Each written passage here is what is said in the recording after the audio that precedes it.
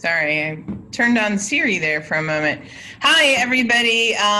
Welcome very much to our first colloquium of the academic 2020 year. And we're really happy to have these high-tech technology tools like Zoom that are a poor substitute for a face-to-face interaction, but they allow many people to attend from afar. So thanks very much to Joel Wainwright, who's here as the chair of the Speakers Committee, and the remainder of the Speakers Committee, faculty and staff, with graduate student input that have put together this great line of speakers. Before we begin, just some housekeeping notes. Participant sound and camera functions for this webinar have been turned off. So for those of you in the audience, the only way that you can communicate with us is through the chat or the Q&A function. So we'll be using that Q&A function that you'll see at the bottom of your Zoom screen for any questions during the last portion of this webinar. But please feel free to add your questions to that Q&A section throughout the presentation, and then those will be moderated at the end by me. Graduate student questions will be prioritized, so please make sure to indicate if you are a graduate student in your posted questions. If you're using the chat feature, just make sure that your question is addressed to all panelists. We are also recording, so be aware that private comments in the chat may also be stored. Thank you again so much for joining us. So now it is my great pleasure to welcome Robyn S. Wilson from our very own School of Environment and Natural Resources here at Ohio State. And Robyn, so I've known Robyn pretty much since she started as an assistant professor a few years after I got here, and she was promoted to professor in 2019. So congrats to Robyn on that well-deserved honor. Robyn is a native of Ohio, has a big extended family here, got her bachelor's at Denison University, which is an honor that she shares with the actor Steve Carell in environmental studies. Then she got her master's in science and PhD in natural resource management here at the Ohio State, and completed a postdoc in the Department of Horticulture and Crop Science.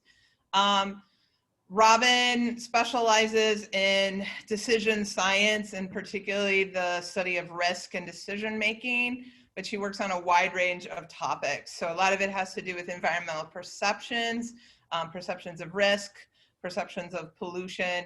But if you look through her CV, you'll see a various types of applications, including lots of human-wildlife interactions, about the communication of climate science, so both kind of from expert to user and vice versa. She has a really prolific publishing record with her grad students, which really show her collaborative spirit.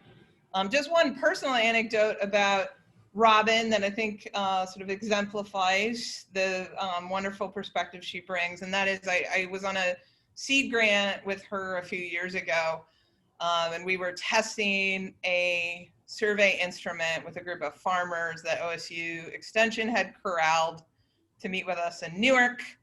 And one of the economists on the project was very concerned about a particular price parameter that he wanted to measure with the survey instrument, and it involved kind of a pretty complex set of calculations that a farmer would have to make. And my want would have been to have like a focus group and graph it all out and whatnot. And no, they wanted the farmers to walk through this experiment. And so I watched Robyn kind of explain and motivate this survey to a group of very eager, friendly, but skeptical farmers. And she does a really excellent job of conveying pretty complex and precise analytical constructs, right, to the folk of Ohio who were actually doing the stream setbacks and whatnot. So, and then if there's time, I also wanted to mention that Robyn was really featured nationally for speaking out against the politicization of the EPA, and how she and other scientists had been asked to step down off the board. And she spoke out about it in a very Yeah, constructive, but firm manner. So, so without further ado, I'll turn things over to Robyn. And Robyn, whenever you can share your screen on your slides when you're ready. Great. Well, thank you. And hi, everyone. I get to see a handful of people on it, but not everyone that's on it. So I am honored. Let me see if I can get my full screen sharing, and maybe Darla can confirm it's looking okay on your end. Honored to be kicking off your seminar series. So thanks to all of you who had a part in kind of bringing me into this series and bringing my work into these conversations that you're having. I really appreciate that. And Darla, thank you for the lovely introduction. Yeah, I'm one of these like weird people that somehow didn't manage to escape Ohio post school, undergrad and grad school. But I did a very short postdoc here at Ohio State while I was kind of job searching elsewhere, and then ended up applying for and replacing my advisor who had left Ohio State probably about 2 years prior. So life kind of worked out for me to not have to deal with that big transition that often happens for folks post PhD into their first kind of regular academic position. But as Darla said, I'm a behavioral decision scientist. I really study decision-making under risk and uncertainty, largely from a kind of cognitive psychology, judgment, and decision-making perspective. For folks, and I think a lot of you will understand this, being in a geography department, which in and of itself is interdisciplinary, obviously with physical and human geography, for those of us that work in these kind of coupled systems contexts, and we kind of build expertise in a lot of different areas, maybe more so than our colleagues in more disciplinary departments. I have found myself often stretching beyond kind of even my theoretical background and training, or beyond my methodological or analytical background and training as an academic over the last 12, 13 years.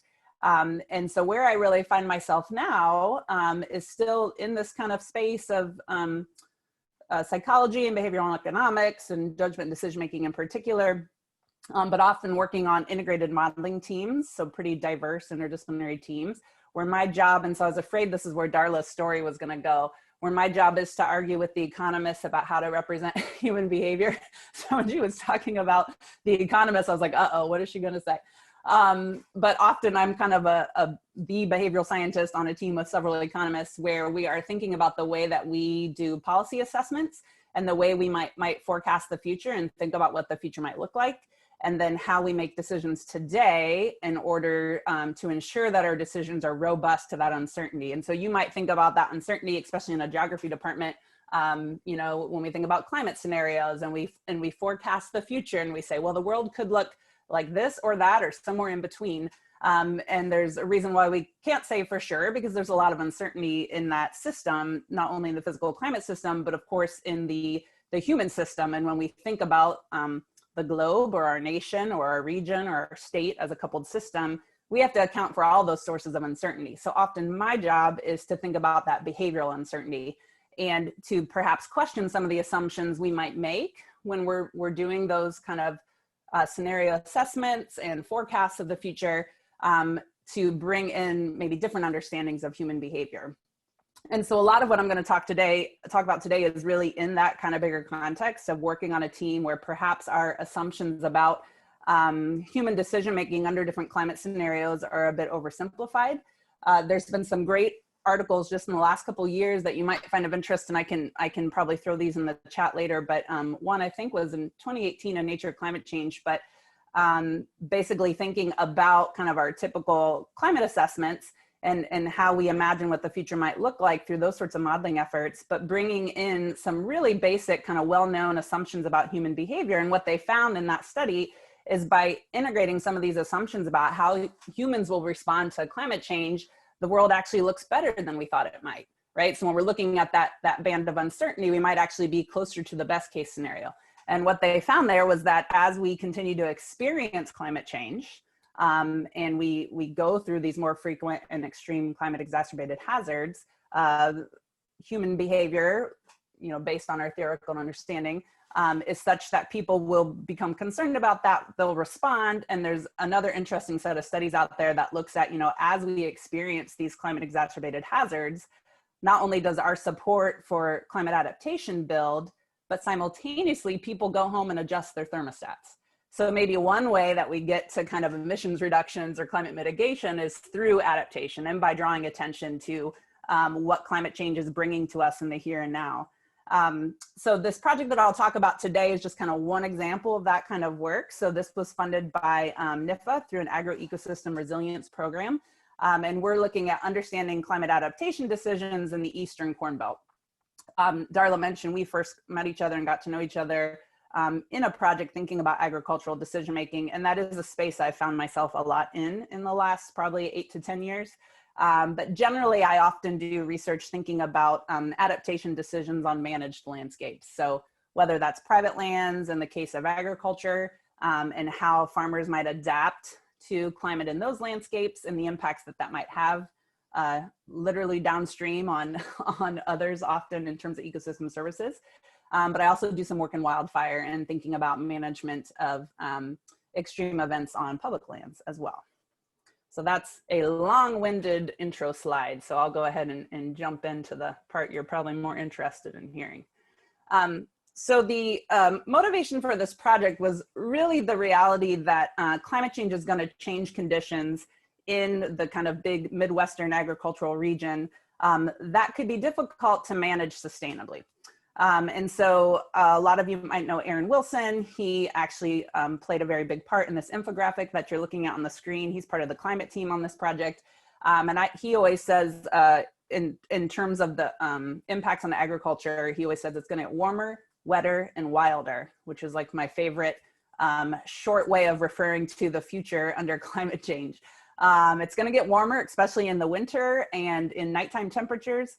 It's going to get wetter, but that doesn't mean that we'll get the water when we want it. And that's the wilder part, right? And so one of the things that we're already seeing, and in fact, it was pretty catastrophic this past calendar year for agriculture in the Midwest, is that we're going to get more and more of our rainfall in these big spring rain events. And that is not only bad for food production and for agricultural operations, because they want to be out in the fields planting in the spring. And last year they got extremely delayed due to those wet conditions.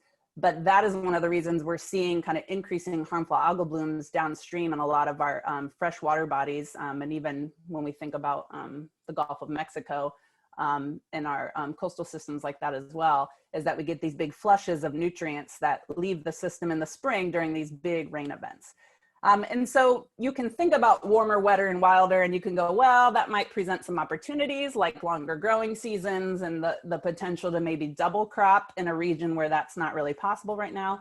But we can also think of these examples of our planting dates or our harvesting dates getting thrown off, or perhaps we get all the water in spring and fall and not enough in the summer. And so that's essentially what this infographic is capturing. The blue is our current range, kind of what we experience on average here in, this was built in 2019.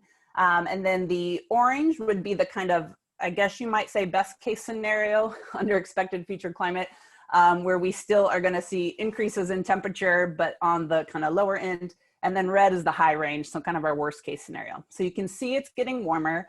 You can see that this in turn is gonna have a pretty big impact on agricultural operations as the dates of our spring and fall freezes could start to shift. And then in terms of precipitation, you can see that our annual total precipitation is going to go up quite a bit. Very different problem than, say, areas of the Southwest in the US. But also our annual one-day maximum amounts of precipitation and our annual days with greater than 1 inch precipitation are going to go up. So a lot of that increase is going to come in these big events. And so we started, a group of us that were kind of interested in these challenges started to think about this and said, well, how are farmers going to respond to this? Depending on how farmers respond, what is that going to mean for food production? What is that going to mean for water quality? What is that going to mean maybe for even carbon sequestration across the agricultural landscape? And so we really came up with like 3 big research questions that form the basis of this original proposal. The first is, how are farmers likely to adapt to these climate-induced risks and uncertainties? The second is, how will these changes in land use and management, assuming there are changes, influence the sustainability and resilience of the agroecosystem over time? And then ultimately, if we can run those scenarios and we can think through what the future might look like, what policies and programs might best balance agricultural production with protection of other critical ecosystem services in the long run? So again, I like to think of all of them as ecosystem services: food production, water quality, carbon sequestration, kind of microclimate regulation, right? So a lot of what farmers do on these private landscapes has a big impact on society as a whole. So better understanding how those transitions might play out and ultimately what impact that will have, and then what sort of policies, programs, what sort of decisions can we make today to ensure that what we're doing is robust to that future uncertainty, right? That we can avoid perhaps some of the worst case outcomes. So I'm going to hint a little bit at what we're going to do to answer those last two questions, but what I'm going to focus on today is just how are farmers likely to adapt to these climate-induced risks and uncertainties. And so what we did to start to answer this question is we decided to do a survey of corn and soybean farmers from across the Eastern Corn Belt region. So when we think about the Eastern Corn Belt, Illinois is not spelled that way. Illinois, Indiana, and Ohio form the real basis of that, and then parts of southern Wisconsin and Michigan. As you head further west, the impacts of climate and the challenges are a little bit different. And so we wanted to kind of focus on this eastern portion of the region. What we did is we identified 5 watersheds that we thought were pretty representative of these key agricultural regions within each state, meaning they had fairly similar land use profiles when you kind of looked across them, and they represented what was going on in that state. And then we randomly sampled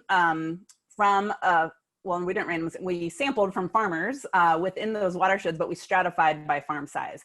So typically we would randomly sample so that we could get, a sample that would be representative of the population of farmers. If you do that, and in a lot of these portions, especially Ohio, Michigan, and Wisconsin, maybe less so in Illinois and Indiana, what you do when you get that is you get a lot of really small farms and very few big farms, because the majority of the acreage is farmed by a pretty small number of people. And so what we wanted to do is better represent the lands that are being managed. And so we stratified in order to kind of oversample the big farms, so to speak, and essentially kind of undersample some of the smaller farms. So we administered the survey by mail using the Dillman method, which is a pretty kind of standard method to recruit and to ensure decent survey response rates. We conducted this work through August to October of 2019, so just about a year ago. We ended up with about 918 usable returns, and when we accounted for kind of undeliverables and other issues on our original sample, that was about an adjusted response rate of 27%. This points to kind of one challenge that I've observed over the last 8 to 10 years is that it used to be when we reached out to farmers to solicit their opinions and in their weigh in on the sorts of things we were interested in, we would get response rates of 40+%. Those rates have been slowly dropping, and there's definitely a lot of survey fatigue among farmers, especially in the Western Lake Erie Basin, which you can see up here.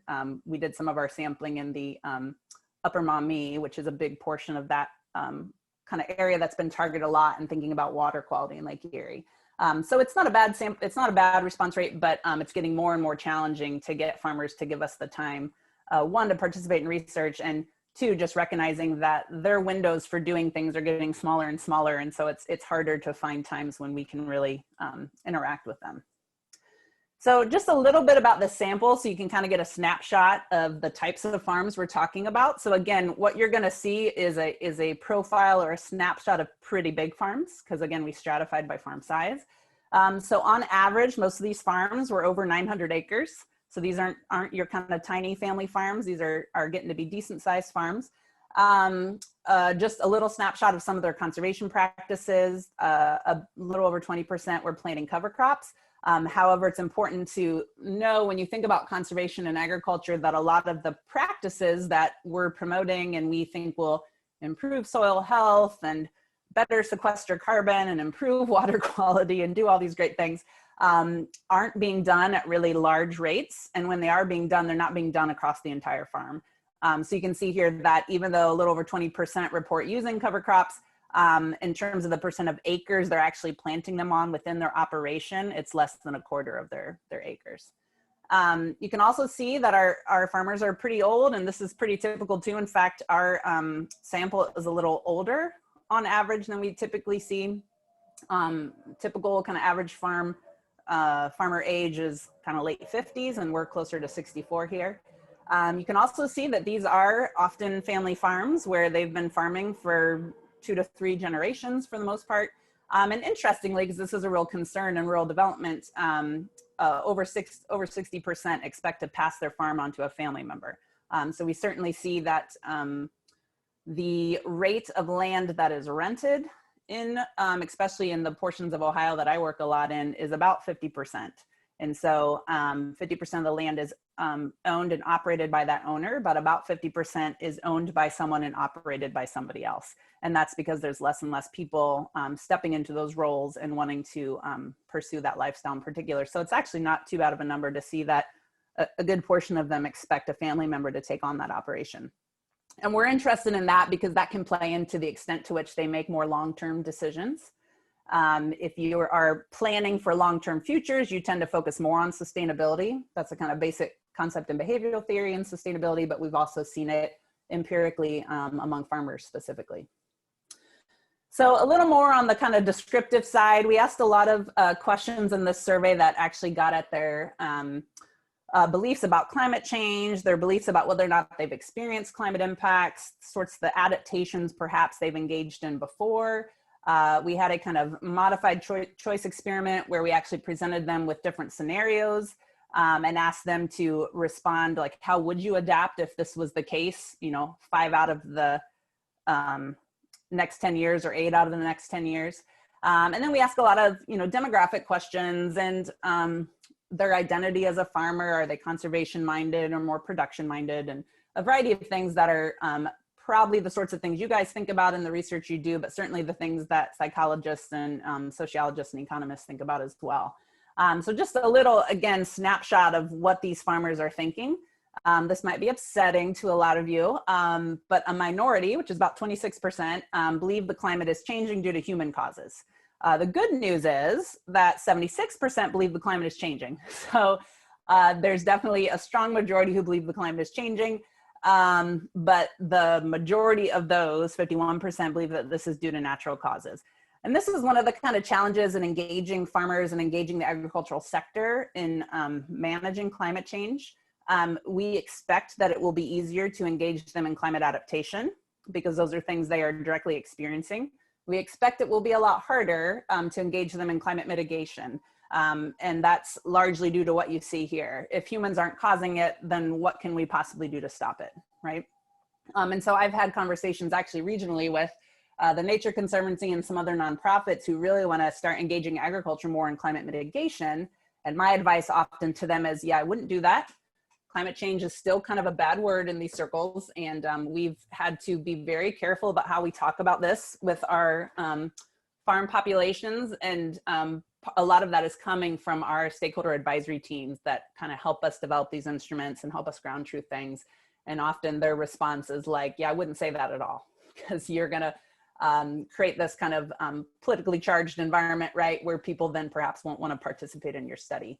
And so often the better way perhaps to get to the hearts of farmers might be through adaptation. And I mentioned earlier that there's actually some interesting work that shows if we can get people adapting due to concerns about climate exacerbated hazards, we often then see a corresponding kind of increase in their willingness to engage in mitigation as well. So that might be a better path. So we were kind of hoping with this study that we might see farmers really concerned about these sorts of impacts in agriculture, really willing to think differently about the way that they manage their operations. But as I will show you, that has not really been the case.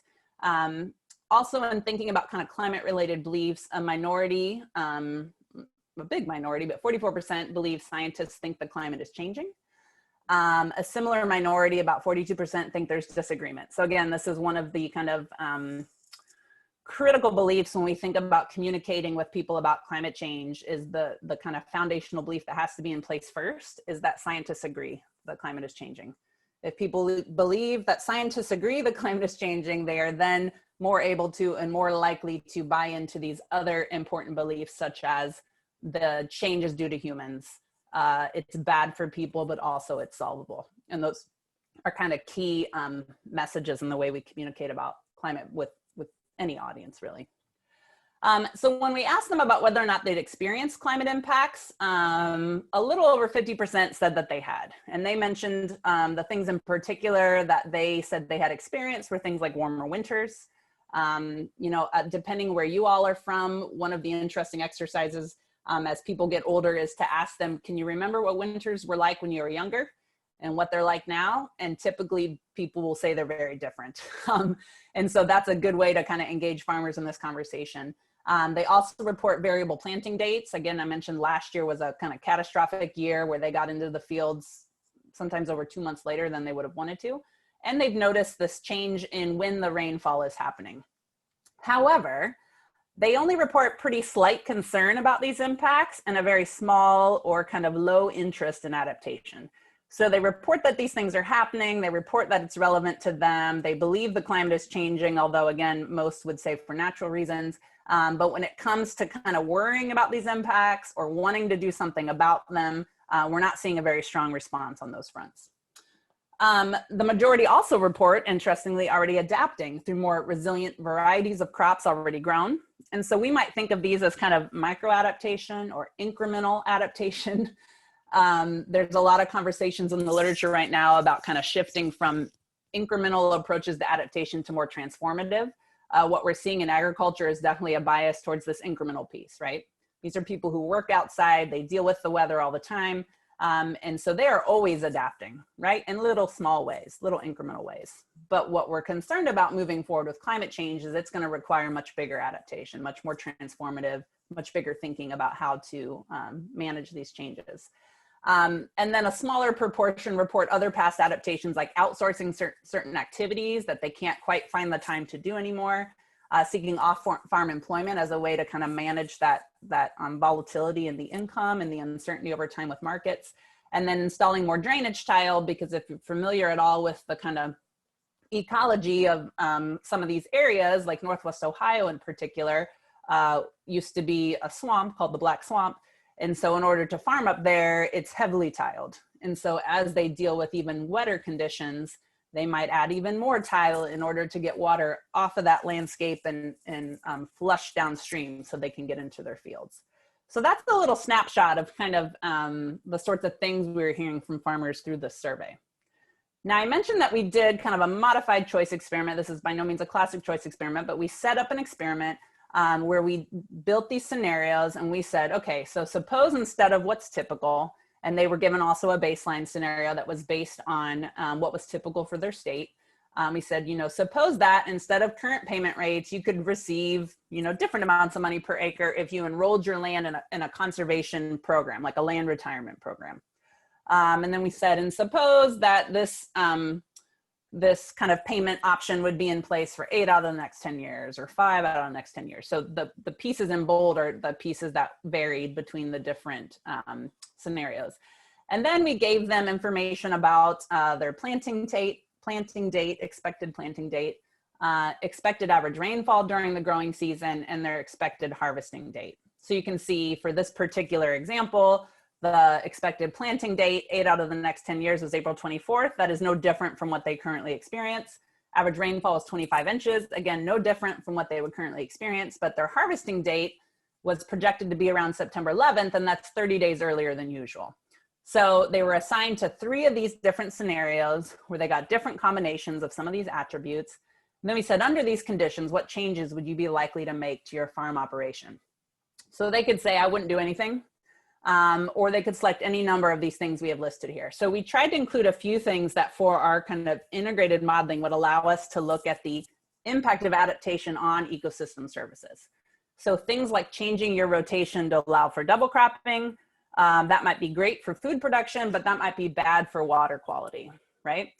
Installing more tile drainage on my farm, again, that might be great for food production, but that could be bad for water quality. We also included some adaptations that are really not about land management or really tied to any sort of impact on services, but would be kind of key strategies for someone to consider from an operational standpoint. So maybe they would change their crop insurance coverage, right? Maybe the way they adapt to this uncertainty in the future is to say, I'm just going to have better crop insurance, so when everything falls apart, I'm okay. Increasing my use of no-till or conservation tillage. This is less disturbance of the soil. Again, great for carbon sequestration, great for water quality, actually a kind of key soil health practice, so potentially very good for ag productivity as well. We had this kind of option of just saying, forget this, I'm taking my land out of production, and I'm gonna put it in retirement programs. And then we have this kind of other extreme, because one of the potential concerns is we get these long dry periods in the summer. So would they even maybe invest in new or additional irrigation in order to make up for that potential challenge? So again, they were given 3 of these scenarios. And I'll show you here the kind of full range that they could have been presented with across those attributes. So they could be presented with a kind of baseline planting date, or one that varied 30 days earlier, 45 days later. For harvest, it could be 30 days earlier or 50 days later. For growing season rainfall, it could be 15 inches less or 10 inches more. And for conservation payments, it was a $100 more or less than a typical payment per acre. And then again, we wanted to vary the kind of probability by which they would expect these conditions to be in place, right? And so this is one of the big challenges too, is it's not like we've reached a new normal and that's just where we are, right? There's this uncertainty in a given year about what might happen.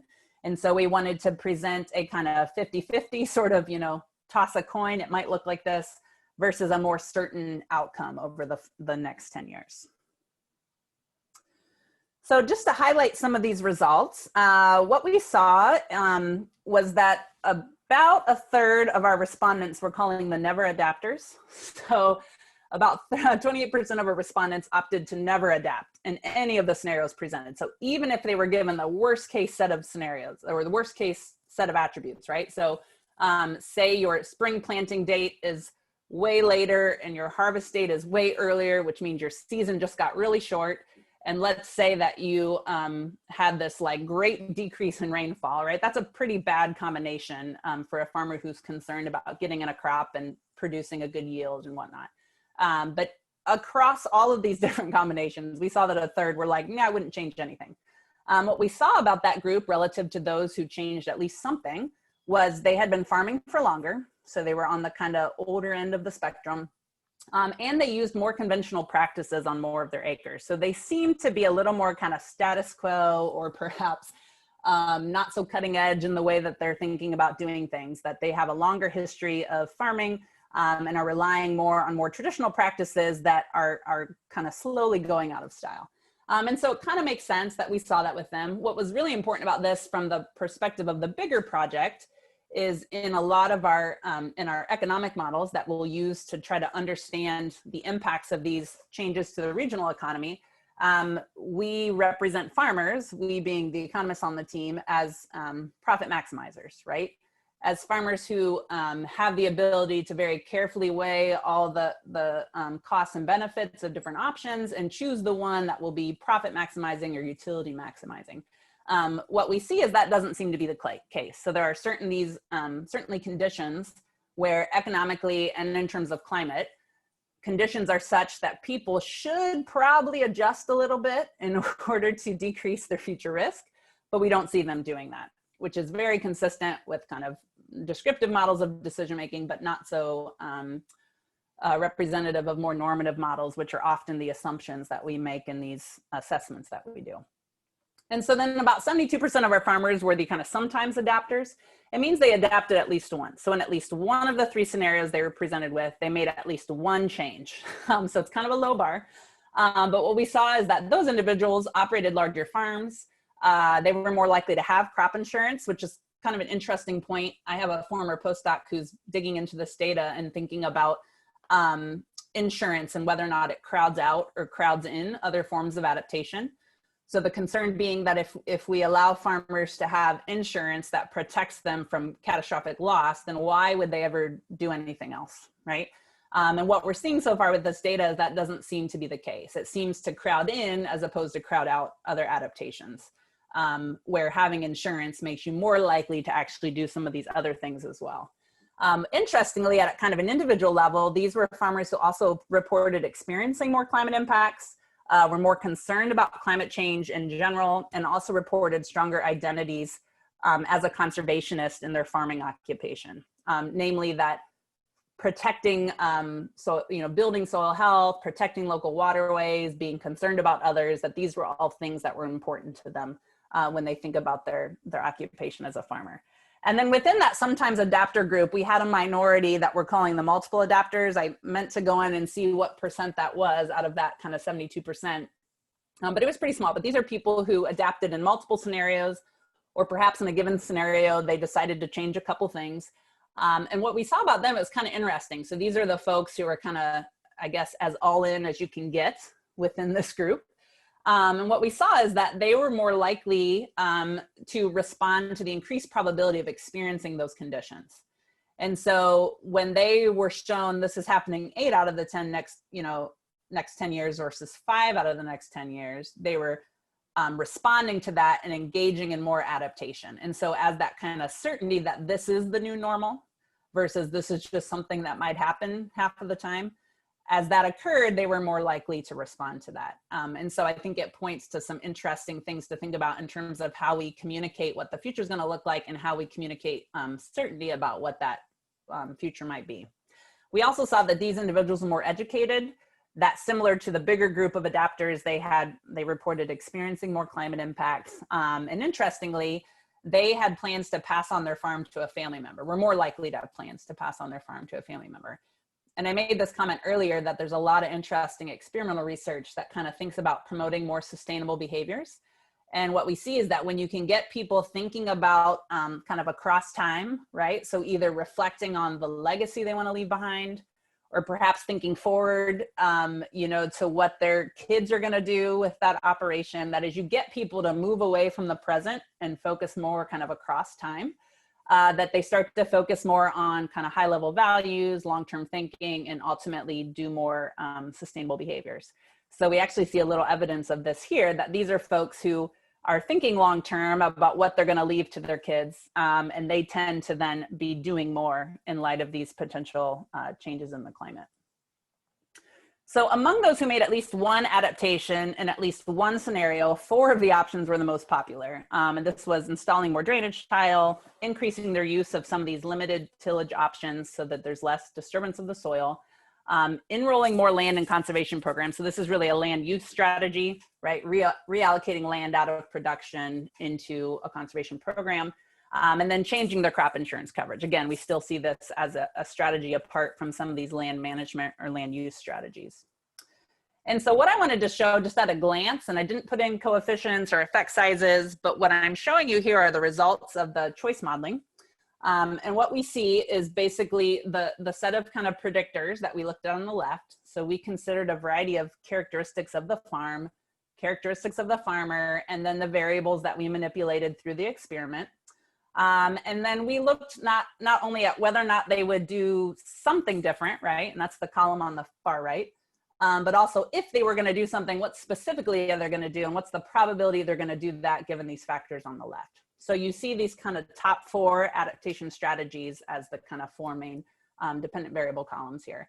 And so what I just want to show you is kind of a snapshot of what seemed to matter for what type of decision. And I'm just going to call out 3 things real quick. One is that our most consistent and also largest effect was for farm size. So not only did this help explain whether they would do something about climate, but it also helped explain 3 of the 4 specific strategies that were most popular. And so as farms got bigger, people were more likely to do something different and more likely to move land into retirement, install more drainage tile, and switch their tillage practices to something lower impact. And this is by far one of the most consistent things. There's a whole literature trying to kind of tease out why farm size matters so much for this, but certainly you can imagine, economies of scale, certain options and choices are easier for larger farms because of greater resource capacity. There's also a belief and a concern that we hear a lot from farmers that a lot of our programs and the way we engage farmers are tailored towards larger farms, meaning only larger farms can really do it. And so there are some kind of issues here where we might have to think about how we engage some of these smaller farms if we do in fact care about farmers and farms and not just acres. Another kind of interesting trend is that when it came to these individual characteristics, so that individual farmer's experience of climate, their education level, how long they've been farming, their concern about climate, their identity as a conservationist, when they think about farming as an occupation. What we saw is that generally those individual characteristics were not so helpful in understanding why someone might do one of these more specific strategies. What it did is it helped explain why they would do something, right? Some change. It also helped to explain a very traditional conservation practice, which is to enroll land in retirement programs and let it basically go fallow for an extended period of time, often 10 years at a minimum. And so what we see is that kind of the orientation of that individual, their experience, their values, their education level, right? These things are going to play in perhaps to that decision to do something or to perhaps engage in traditional conservation. But it may not help us understand why they put some of these other practices in place. And then interestingly, when you think about our experimental variables, so the kind of climate variation and the variations in policy, like changing payments for conservation, those variables were most helpful in thinking about the specific adaptations. And so we learn more about not just why would someone do something, and of course they still help us understand why they would put land in retirement, but they are some of the better kind of factors at helping us understand why would someone put in drainage tile, why would they change their tillage practice, why would they change their insurance. So we see some evidence that perhaps the individual characteristics are driving the desire to change, but the choice about what to do in response to climate is driven by a pretty careful consideration of what's going to be happening in terms of that variation in annual weather patterns and what do they need to do to manage that successfully. So I think I will wrap up here so we have plenty of time for discussion, but future climate in the Eastern Corn Belt region is expected to bring longer growing seasons, higher temperatures, and more, but also more variable rainfall. What we see in this kind of population of interest is that the majority believe climate change is occurring. But again, most of those think it's a natural process. But despite the fact that they believe it's happening, that they're experiencing it, they're concerned about it, and their interest in adaptation is pretty low. What we also see is those most likely to adapt in the future tend to operate larger farms, have more of that direct reported experience with climate impacts, and then also at a kind of personal or individual level, report greater concern about climate change, broadly speaking, and about conservation in general, and the role of agriculture in addressing conservation challenges. And so we see some evidence, and this is kind of how I'm thinking about it as we think about writing this up, is that it's a bit of a two-stage decision, this decision among farmers about whether or not to adapt. The first is really, should I do this, right? And that decision seems to be explained by individual differences. So by things like education, age, their concern about climate. So attributes of an individual that will vary, right, between individuals. But when they make that decision, okay, now I'm going to do something, what specifically should I do? That decision seems to be explained more by the expected climate impacts, so that they are doing this kind of careful assessment of, okay, well, if my planting date is later and I have more rainfall, what do I need to do to mitigate those risks, right? And so, for instance, we see that if they were in a scenario where they were expecting more rain, they were more likely to install more drainage tile, probably less land in retirement because they're less concerned about productivity issues, perhaps, and actually also do less no-till because there are some concerns among farmers about kind of water holding capacity in no-till.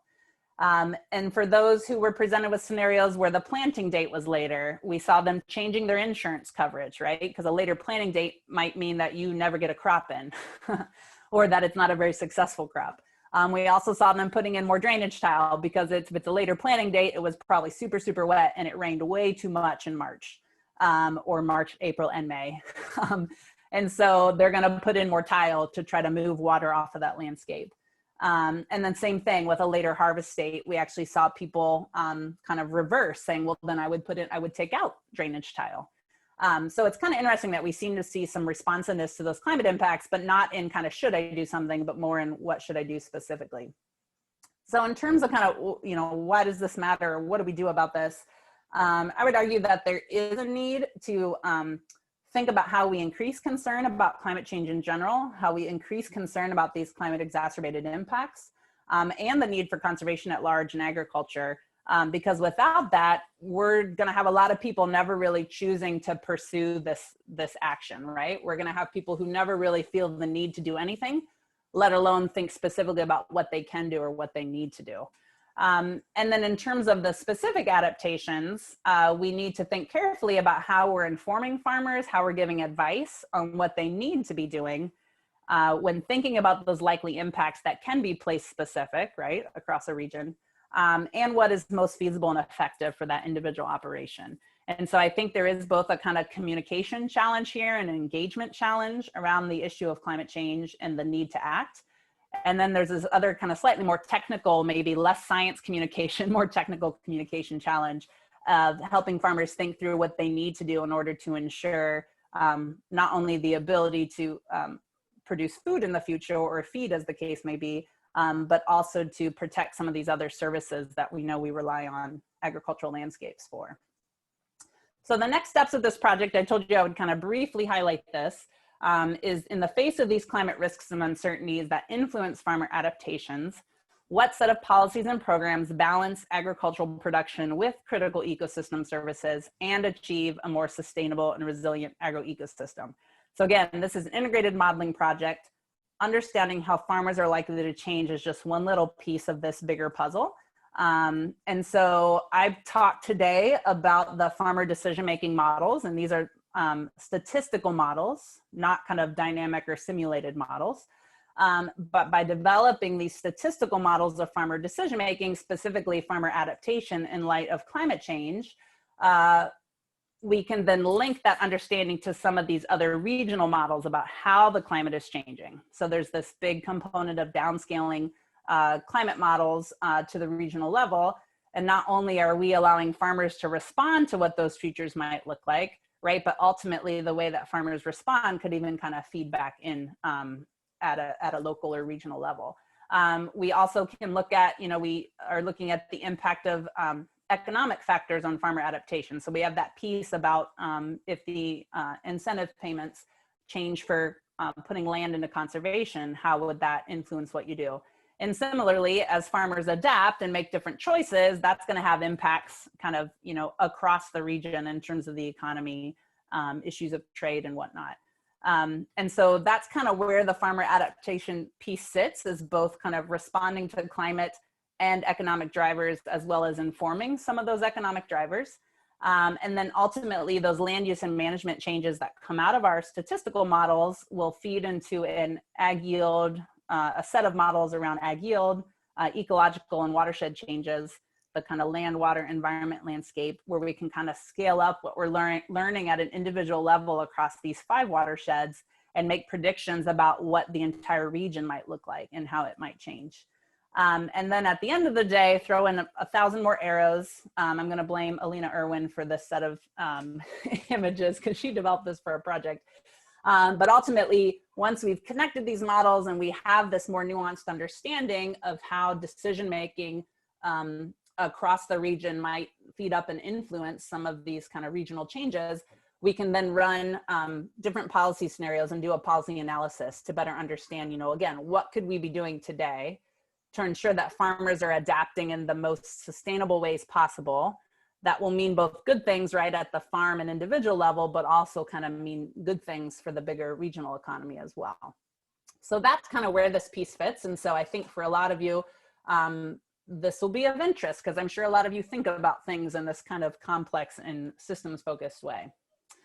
So I will stop with that. A big thanks to our funder, USDA, through the National Institutes of Food and Ag, and to the project team. This is a great interdisciplinary team with a lot of representation, well, from geography, from SENR, and from AEDE, our Applied Economics Group, and some folks who work pretty extensively in extension and outreach.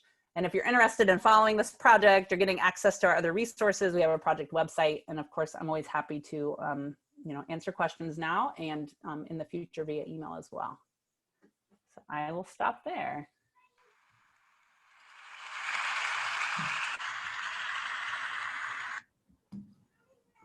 Oops. All right.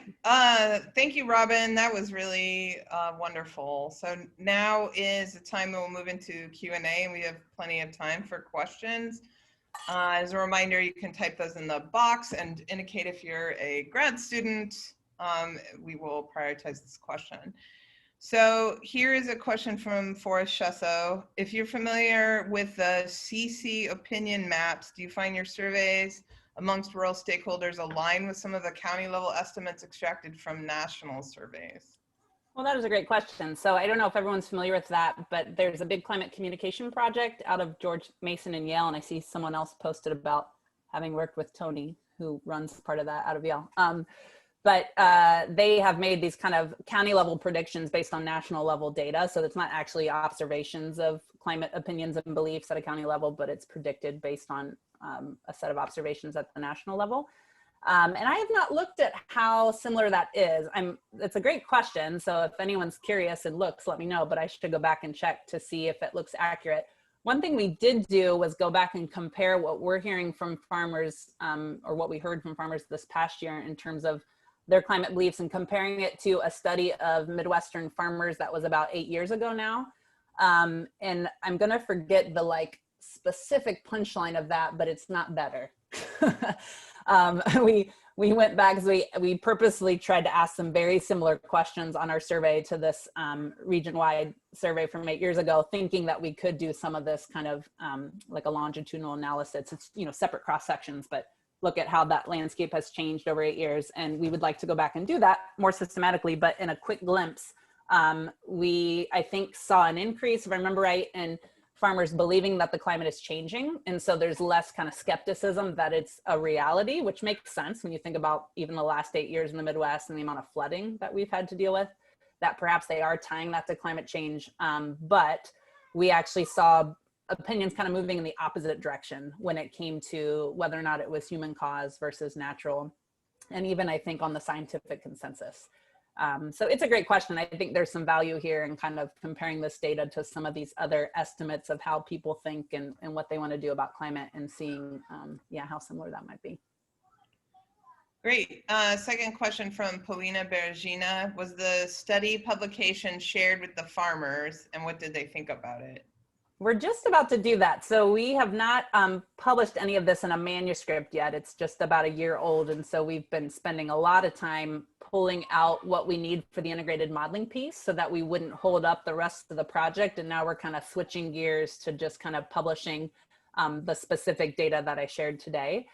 So we haven't published it yet, but one of the first things we typically do on projects like this is I have a master's student who developed a report where she just kind of summarizes descriptively, like what kind of similar to my first couple slides of just what % of farmers said this, what % of farmers thought that, what % of farmers are doing this.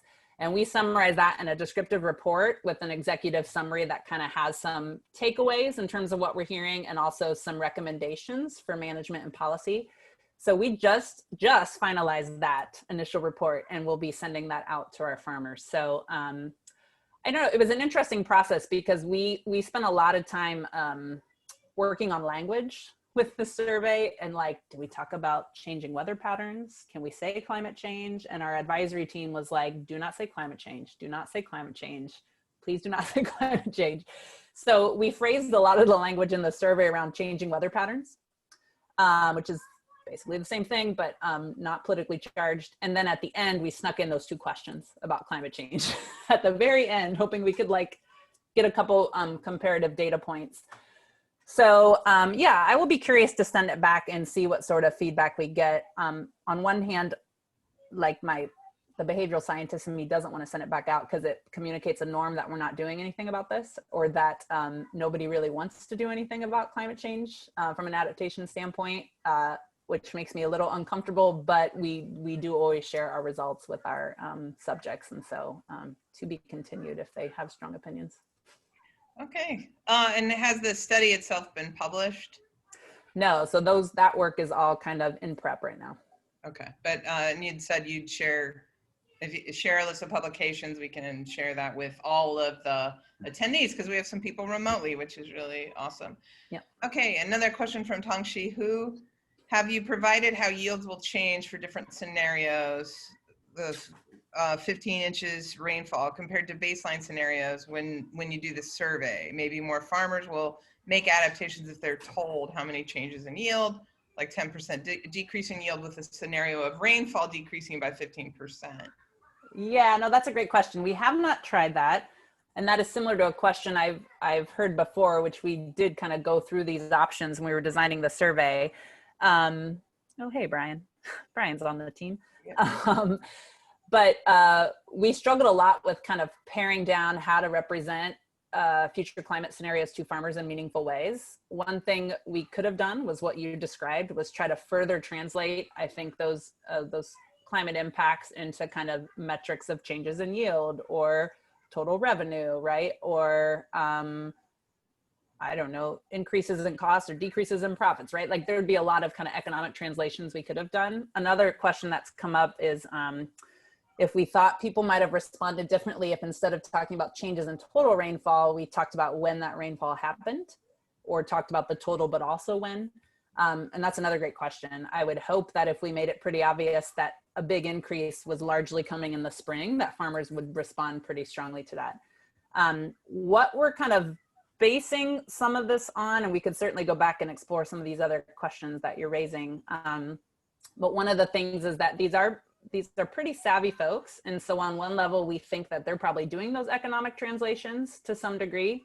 You know, farmers are like uber obsessed with the weather. They measure rainfall every day. They talk about it, right? They track yields like it's their job. So we're kind of assuming they're doing some of those translations, but the only way to know that is to go back and kind of like debrief with them about that. And then same thing with the rainfall. We're kind of assuming that when we talk about more rainfall, given the last several years we've had, that they're like, yeah, it's not going to come at the right time. It's going to come at the wrong time, because that's basically how it works. So we don't know for sure, but those are great questions. We just couldn't look at all those variations. Okay, question from Steve inquiring in the chat.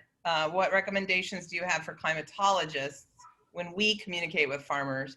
How can we more effectively communicate about climate change? Your results seem to suggest that we are not reaching them. Is it best just to focus on variability? Oh, it's such a good question. I'm sure that Stephen probably knows Aaron, and Aaron, you know, along with Brian and Jason Cervenek, are members of this team. And Aaron does a lot of outreach with farmers as a climate scientist, talking about what climate change is going to bring to agriculture.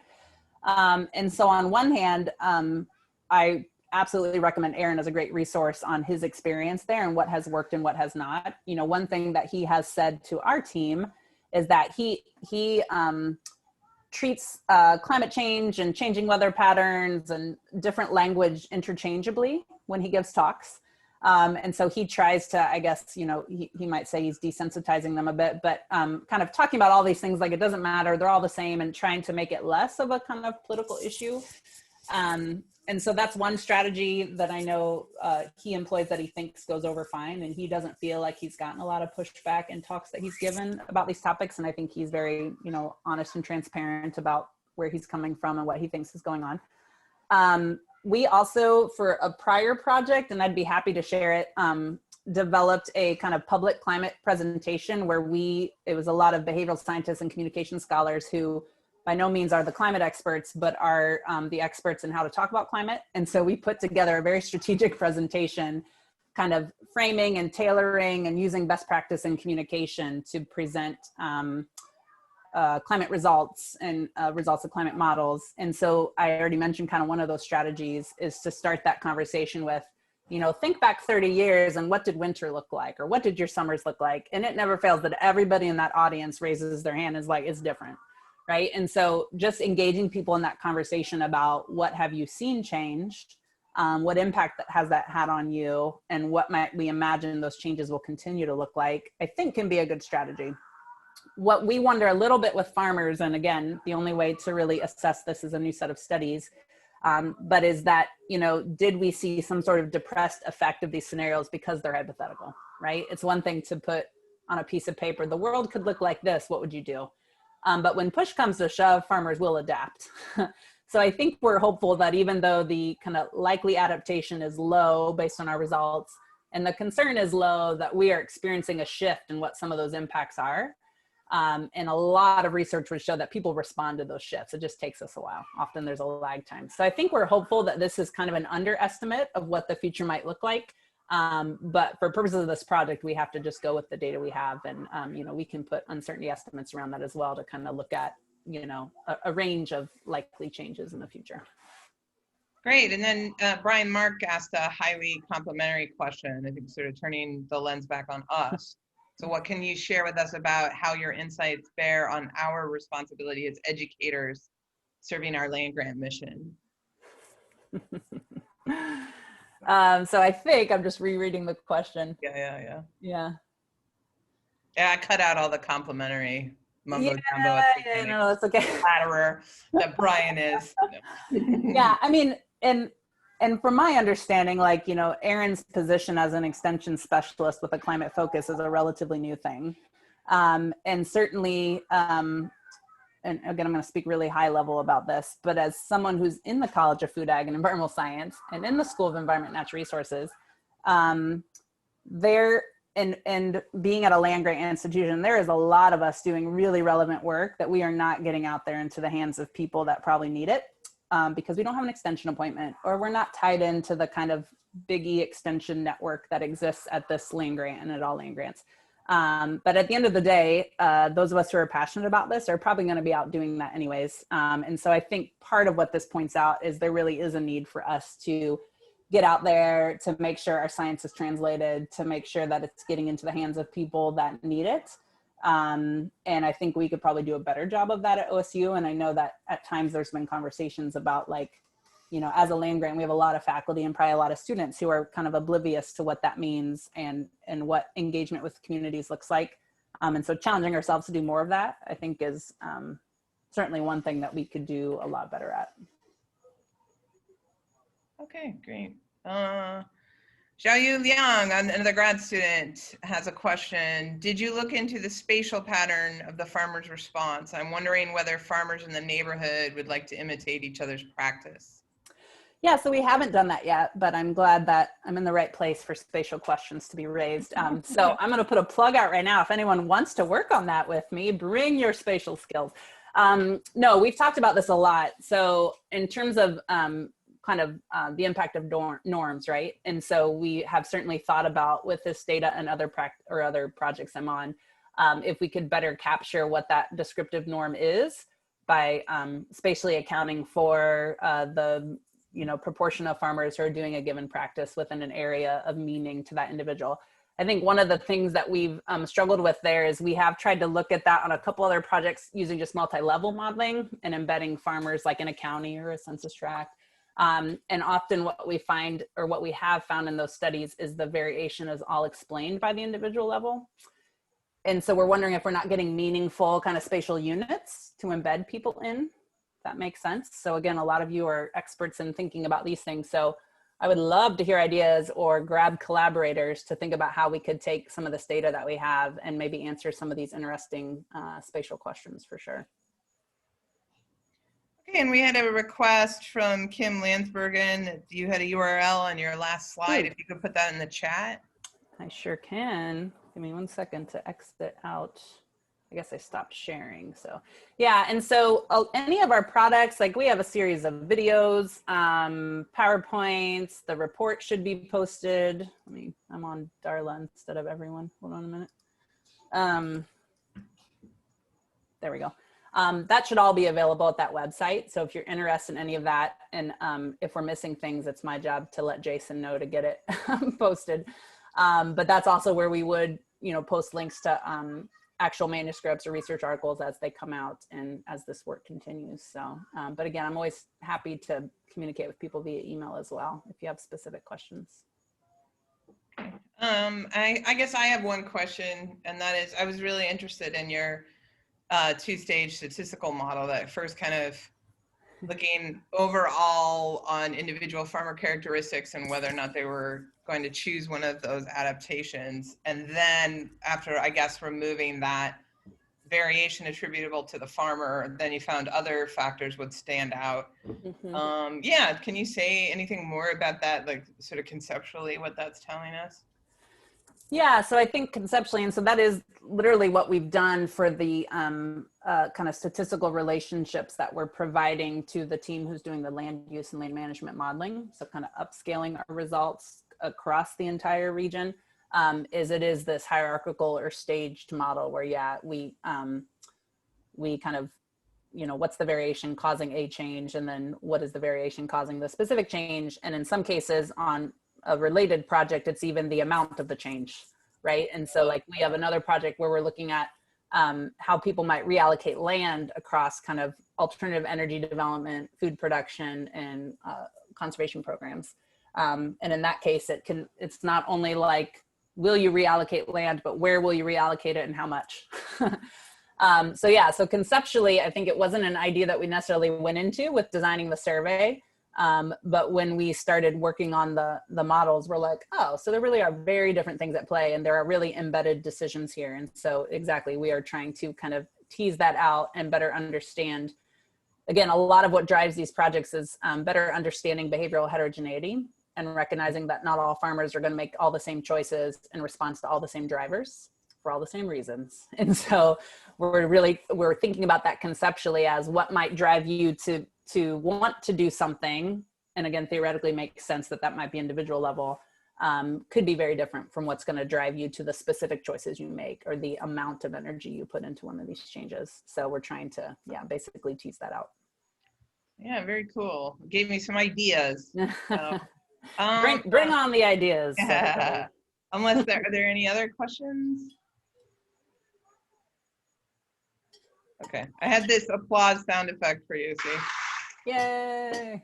You feel like missed out. Right. I know, right? It's like you said, Zoom is like not great, but it's better than nothing, I guess, right? If we can't interact in person, so. So since I mentioned at the beginning, oh wait, question from Sarah Johnson. You mentioned that larger farms are more likely to identify as conservationists and have insurance. Do you think if smaller farms had the insurance option, they would be more likely to adapt? Is insurance the main point or the identity? Okay, so it's not that larger farms are more likely to have insurance. Those were all characteristics of adapters. So that they had a higher likelihood of operating a larger farm, were more likely to have insurance. So those are distinct, separate kind of potential predictors, right, of the decision to adapt. So those aren't kind of correlated necessarily. Like there's not a link between those. So can you repeat that question then again? Oh yeah, no, I put it You just to go. Changed it probably. I feel like there's a second part to that. Yeah, if smaller farms had an insurance option, would they be more likely to adapt? Is insurance the main point? Yeah, so I think insurance, yeah, I think I don't know of any evidence that there's different patterns in kind of who has insurance or what type of insurance they have based on farm size. We haven't looked at that with our data. Like I said, that's not what that relationship was about in the presentation, but so we haven't actually looked at that. So I don't know that that's really the issue for smaller farms. We see this like outside of climate adaptation, we see this in all realms of conservation and agriculture, that smaller farms are just much less likely to participate in conservation programs, to put practices in place. And so I think it's a combination of things. One of them being that participating in those sorts of programs can be a lot of work, and they may just not have the bandwidth to do it relative to larger farms with more, kind of people involved who can manage that. Smaller farmers are more likely to have off-farm jobs. So again, the competition with the time is a lot heavier. And again, there's like a smaller margin of error, right? For them, like economically, when they're thinking about how to do things. And they just don't have the ability to even invest in some of the things that would be necessary to make these changes. You know, the best example I can give is there is an implement that farmers can buy that allows them to put fertilizer beneath the surface of the soil, which is being very much pushed in the Great Lakes as a way to reduce nutrient loss and improve water quality. But that implement is a $250,000, $300,000 piece of machinery. And so there is a farm up in Northwest Ohio, it's about a 5,000 acre farm, and that individual bought the implement, paid it off in about 2 or 3 years with the savings that he got in his reduced fertilizer inputs. Now, a small farm can never do that, right? Like it would take them, I don't know how many more years to pay that off. So they just can't do it. So those are the sorts of things that I think are really playing into those differences, that farm size is kind of a proxy for a much more complicated story about why that's more or less challenging for them. Okay, yeah. Yeah, so I was gonna ask you, just because I brought it up at the beginning to end, but maybe it's not the best idea, but maybe you have some pithy comments, again, about the current era we find ourselves in the extreme politicization of science? Oh, pithy comments, man. I will plug, and I should put it in the chat, but I don't know if I can find it quickly, but I have a friend in SCNR who's like a water governance person, and he teaches our environmental policy class, Ramiro Berardo, if anyone knows him. But he has been putting his class online like a lot of people are, but like killing it. Like he has a whole studio set up and he's making documentaries. So he actually made a little kind of video about my experiences on the EPA Science Advisory Board and the politicization of science and the kind of lawsuit I got involved in. So if anyone's interested, it's a very well done, and it's not just because I'm talking on occasion. Like he put a lot of thought into kind of addressing this question. But I would say my pithy, I don't know if it's a pithy comment, but one of the questions he asked me at the end of this little interview that he then packaged into this kind of teaching resource on science and policy was whether or not my experiences have made me like more or less optimistic about the role of science in policymaking. And I was like, less optimistic. I'm going to be honest. Like, I think I used to be probably, I maybe had a naive belief that decisions at multiple levels were made on best available information, whether that be science or values or whatever it is. And that experience, and also recognizing that as administrations shift, the sorts of things we've seen will happen, right? Where a new administration comes in and tries to undo everything or clear out a house. And so recognizing that that happened, I still think I had this belief, but my experience, I think, showed me that it is easier perhaps than I thought for those in political power to have a really negative impact on the role that science plays in policymaking. So I think my experience over the last couple of years, and probably just my observations of the current administration, are that what I thought would be harder to do is not quite as hard as you thought. Because the people running these agencies, right, are appointed officials through a particular administration. And so I think it just calls more for us as citizens to make sure that we're being active in those conversations, because I think we're currently in a political and social environment where you know, these sorts of changes are not as hard to push through as you might think. Okay. Well, thank you again. We're so happy. It's been, long overdue that we sort of had you over and didn't even get to host you in person, but thanks so much. Thanks to everyone for coming on this beautiful September Friday afternoon. So wish everyone a wonderful weekend. Yep. Thank you. Yes, thank you. See ya. Bye-bye.